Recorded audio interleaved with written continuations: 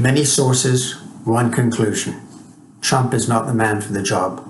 There have been a vast number of books documenting what it's like to work for Donald Trump.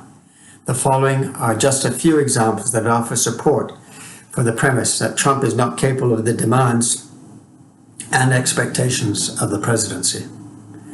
Bob Woodward, in his latest book, Rage, recorded 17 interviews with Donald Trump, as well as with many political, administration officials, and military men. As a result, he came to the conclusion, one that he's never come to before in any of his previous books, that Trump is not the man for the job. Here I document examples that offer clear evidence that this is true. A meeting was arranged at the Pentagon with the goal of sharing information on top-level national and international concerns. The organizers were Jim Mattis, Secretary of Defense, Gary Cohn, Director of the Council of Economic Advisors, and Rex Tillerson, Secretary of State. There were approximately 20 attendees at the meeting. Trump's tone was described as coarse and cavalier, and at one point he went into a rage, screaming, "I wouldn't go to war with any of you people. You're a bunch of dopes and babies."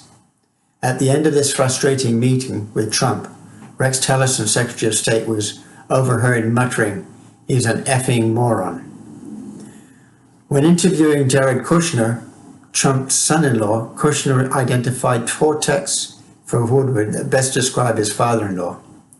The first, Peggy Noonan's editorial in the Wall Street Journal of March 8, 2018, where she wrote, "He's crazy and it seems to work. But crazy doesn't last, crazy doesn't go the distance. Crazy is an unstable element, which when loose in an unstable environment, explodes." Kushner's second example is from Alice in Wonderland, in which the Cheshire Cat says to Alice, "If you don't know where you're going, any road will take you there."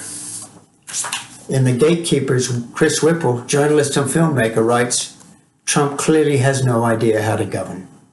And in the final text, in Scott Adams' book, Win Bigly, where he indicates that Trump's misstatements of fact are part of a deliberate technique called intentional wrongness persuasion, which describes a process for creating fictitious reality for most voters on most issues.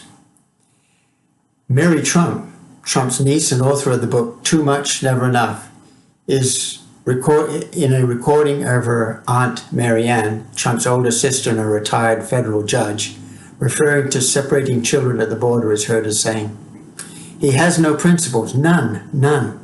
He does it for his base, and his base, I mean, my God, if you were a religious person, you'd want to help people, not do this." And in another recording, Marianne exclaims, "His goddamn tweets and lying, oh my God, the change of stories, the lack of preparation, the lying, holy shit." There are so many documented comments from experienced statements, politicians, the military, but I will finish with perhaps the most shocking and devastating of them all. Jeffrey Goldberg, an editor-in-chief of The Atlantic and a very respected military correspondent, reported in a recent article that's several examples in which the president disparaged service.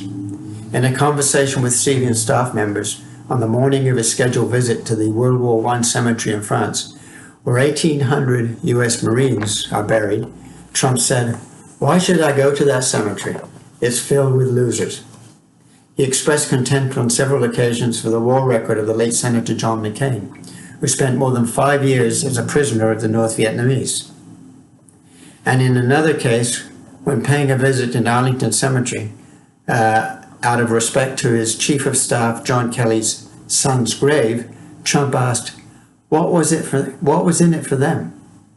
How dare we expect that a man can possibly lead this nation who so lacks understanding of a person's wish to volunteer for public service, or of an understanding of a man's or woman's willingness to make the ultimate sacrifice for their country? The wrong man for the wrong job, indeed. If you like and agree with this presentation, I would appreciate your sending it on to a friend and family, and encourage them to develop, or encourage you to develop your own.